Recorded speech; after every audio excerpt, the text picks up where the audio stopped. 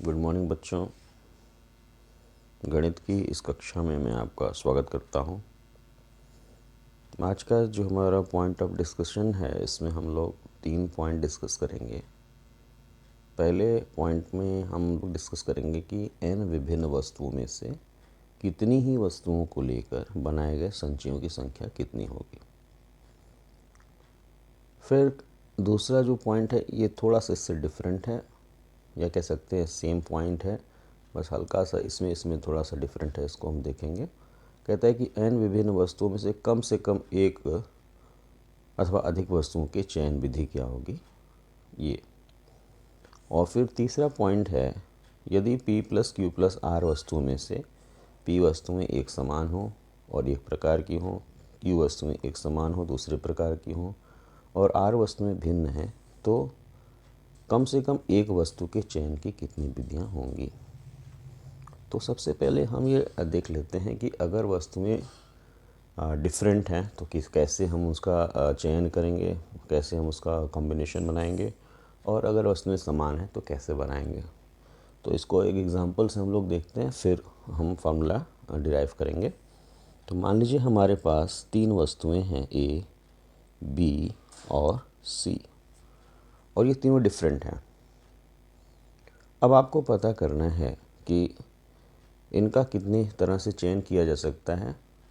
आप कोई भी वस्तु नहीं ले सकते, या एक वस्तु ले सकते हैं, या 2 वस्तु ले सकते हैं, या तीनों ले सकते हैं। तो अगर ऐसा है, मतलब कोई रेस्ट्रिक्शन नहीं है, आप न चाहें तो एक भी वस्तु का सिलेक्शन ना करें, आप चाहें तो एक का सिलेक्शन करें, आप चाहें 2 का करें, आप चाहें तो 3 का करें, तो कितने तरीके से हम ऐसा कर सकते हैं। तो आइए इसको देखते हैं। तो कैसे इसको करेंगे, इसको समझिए आप। मान लीजिए ये हमारा है ए के लिए। तो ए के लिए हमारे पास 2 ऑप्शन हैं, या तो हम उसको सिलेक्ट करेंगे यानी यस, या तो नो। फिर अगर ए यस हो गया तो बी के लिए हमारे पास 2 ऑप्शन हैं, या तो बी यस होगा यानी सेलेक्ट होगा, या तो बी सेलेक्ट नहीं होगा। और अगर बी सेलेक्ट हो गया तो सी के लिए ऑप्शन है, या तो वो सेलेक्ट होगा या तो सेलेक्ट नहीं होगा। और अगर बी सेलेक्ट नहीं हुआ तो सी जो है, सी के लिए ऑप्शन है, या तो वो सेलेक्ट होगा या तो सेलेक्ट नहीं होगा। इसी तरह अगर मान लीजिए ए सेलेक्ट नहीं होता है तो बी के लिए ऑप्शन है, या तो बी सेलेक्ट होगा या तो सेलेक्ट नहीं होगा। और अगर बी सेलेक्ट हो गया तो सी के लिए ऑप्शन है, या तो सी सेलेक्ट होगा या तो नहीं होगा। और अगर बी सेलेक्ट नहीं हुआ तो सी या तो सेलेक्ट होगा या तो सेलेक्ट नहीं होगा। ये कुल ऑप्शन है। तो कुल ऑप्शंस की संख्या हो जाएगी 1 2 3 4 5 6 7 8। तो कैसे हम सिलेक्शन करेंगे इसको समझिए। ये है यस यस यस।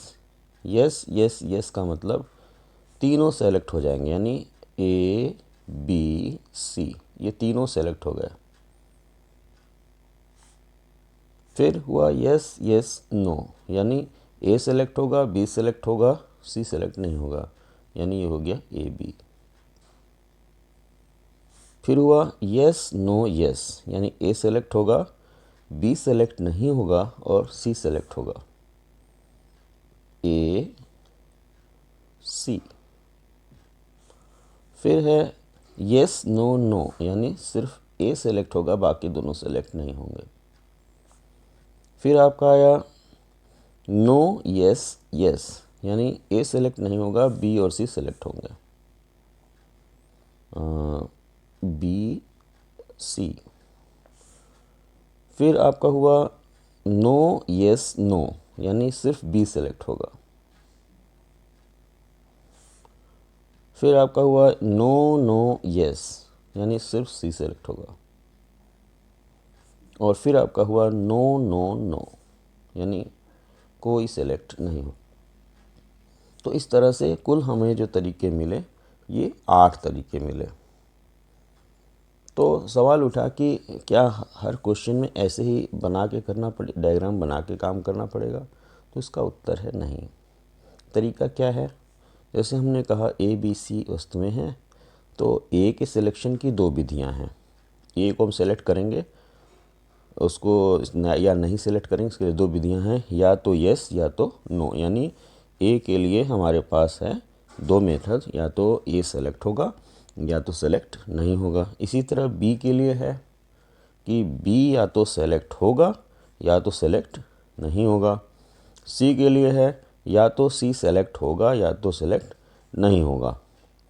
तो ये जो पूरी प्रक्रिया है ये 3 स्टेप में पूरी हो रही है। ए के सिलेक्शन, बी का सिलेक्शन, सी का सिलेक्शन। ए का सिलेक्शन या न सिलेक्शन की दो विधियां हैं, बी के सिलेक्शन या न सिलेक्शन की दो विधियां हैं, सी के सिलेक्शन या न सिलेक्शन की दो विधियां हैं। तो कुल तरीकों की संख्या हो गई 2 गुणे 2 गुणे 2 यानी 8, जैसा कि यहाँ पे 8 हमने दिखा भी दिए, यानी 2 पावर 3। अब आप थोड़ा सेट थ्योरी में चले जाइए। जब मैं सेट थ्योरी आपको पढ़ा रहा था, मैंने सेट थ्योरी आपको बताया था, उस दौरान मैंने आपको बताया था कि किसी भी सेट के कुल सबसेट्स की संख्या जो होती है वो 2 पावर n होती है। कुल 2 पावर n सबसेट होते हैं, वो यहीं से आते हैं। जैसे हमारे पास ये सेट है ए बी सी और इसके सबसेट्स आपको पता करने हैं। तो सबसेट्स में क्या होता है कि आप इसी में से ऑब्जेक्ट्स को सेलेक्ट करते हैं। आप कोई एक सेलेक्ट कर सकते हैं, कोई दो कर सकते हैं, कोई को भी सेलेक्ट नहीं कर सकते।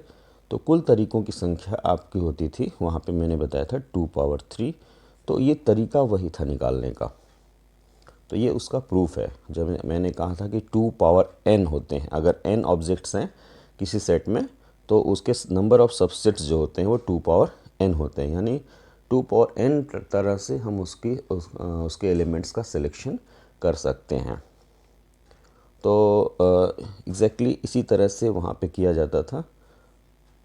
अब आइए मान लीजिए कि हमारे पास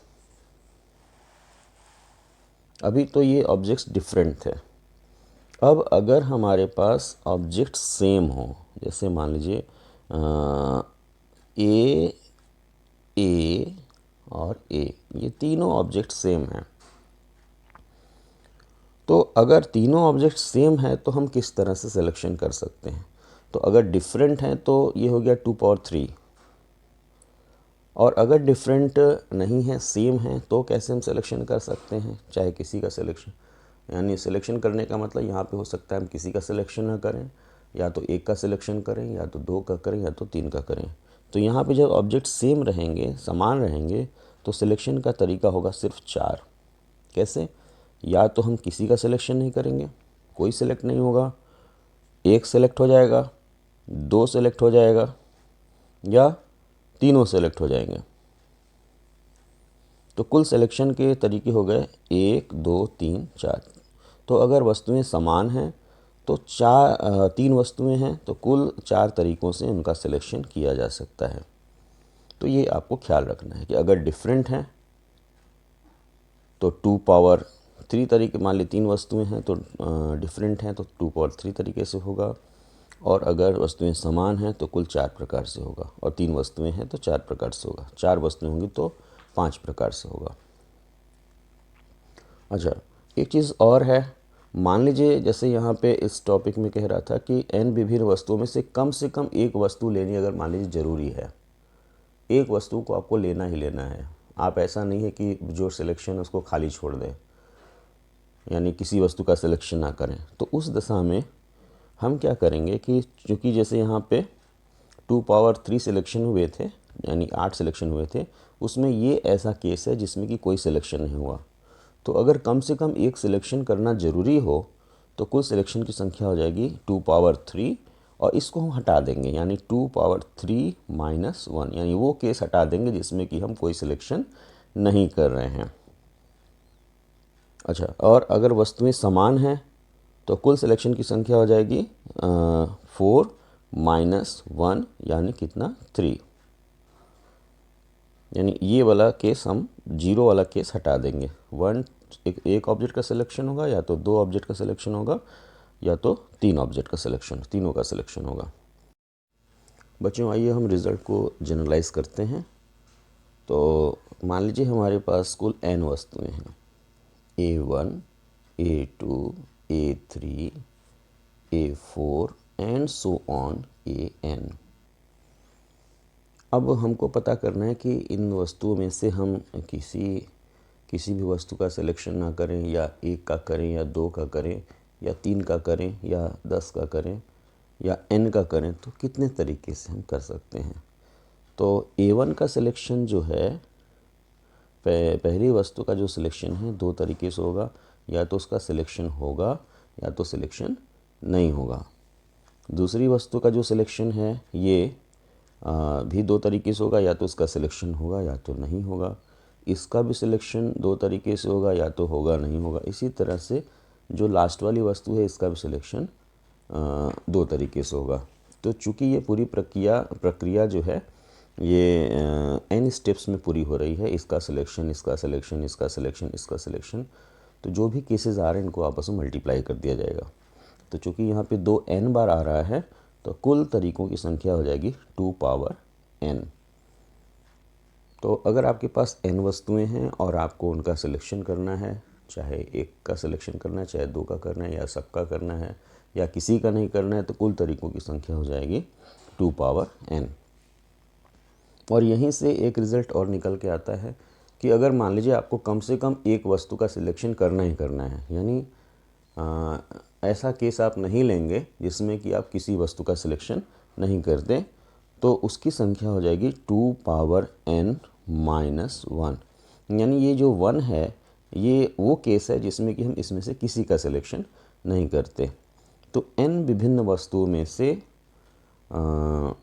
कम से कम एक वस्तु को सेलेक्ट करने का जो तरीकों की संख्या है वो हो गई 2 पावर n माइनस 1, और टोटल सिलेक्शन का जो तरीका हुआ वो हुआ 2 पावर n। तो ये तब हुआ जबकि वस्तुएं भिन्न भिन्न थी। अब अगर वस्तुएं समान हैं, मान लीजिए A ऐसे सब वस्तुएं समान हैं, तो यहाँ पे कितने तरीके से हम इसका सिलेक्शन कर सकते हैं। तो यहाँ पे चूँकि वस्तुएं समान हैं तो हम एक का सिलेक्शन किसी का सिलेक्शन नहीं कर सकते, या 1 का कर दिए या 2 का कर दिए, या लास्ट में n वस्तुएं यानी सब का सिलेक्शन कर दिए। तो कुल तरीकों की संख्या हो जाएगी, यहाँ से यहाँ तक कुल n तरीके हो गए और एक ये तरीका, यानी कुल तरीकों की संख्या हो जाएगी n प्लस 1। यानी जितनी वस्तुएं रहेंगी उन वस्तुओं से एक ज़्यादा, ये कुल तरीकों की संख्या हो जाएगी अगर वस्तुएं समान हैं तो। अब आइए लास्ट टॉपिक डिस्कस करते हैं आज का, जिसमें कि कहता है कि p वस्तुएं एक प्रकार की,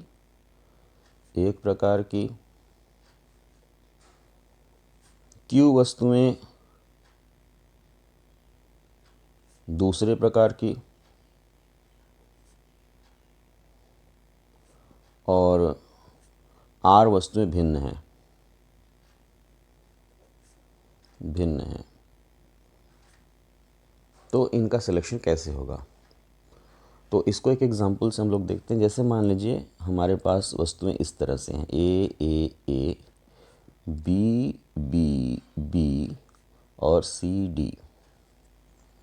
अब हमको चयन करना है इन वस्तुओं का।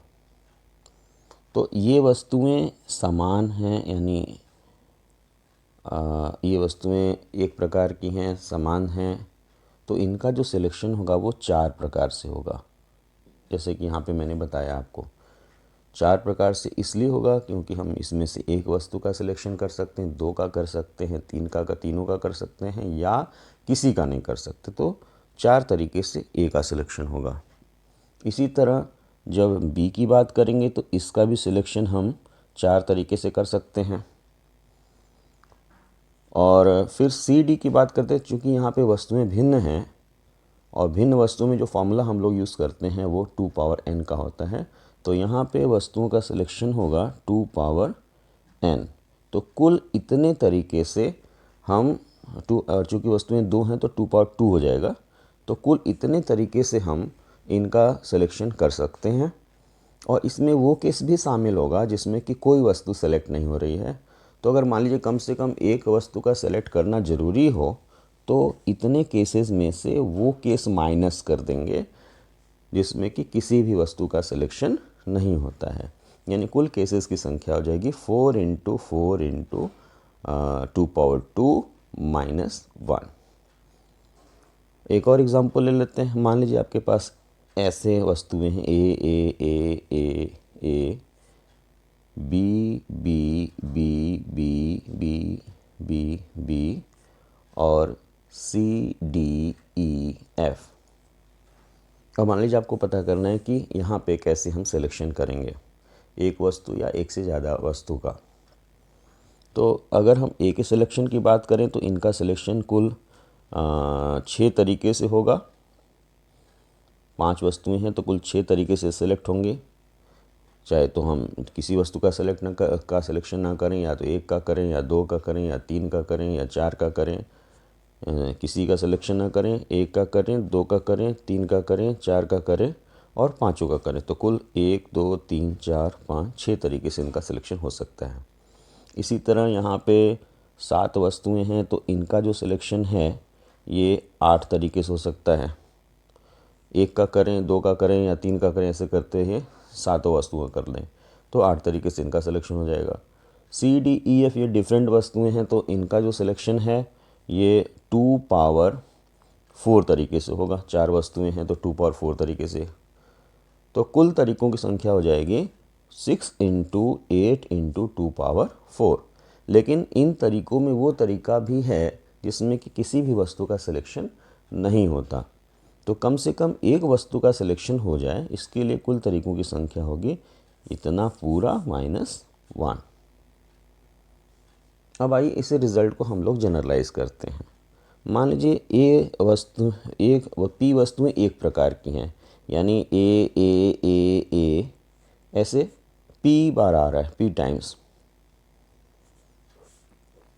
और क्यू वस्तुएं दूसरे प्रकार की हैं, यानी B B B B B, ये क्यू टाइम्स आ रहा है।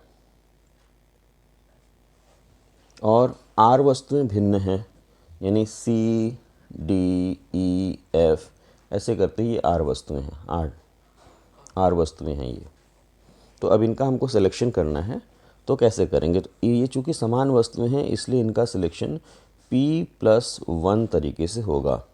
1 का सिलेक्शन करें, 2 का करें, 3 का करें, 4 का करें, सबका कर दें, P का कर दें।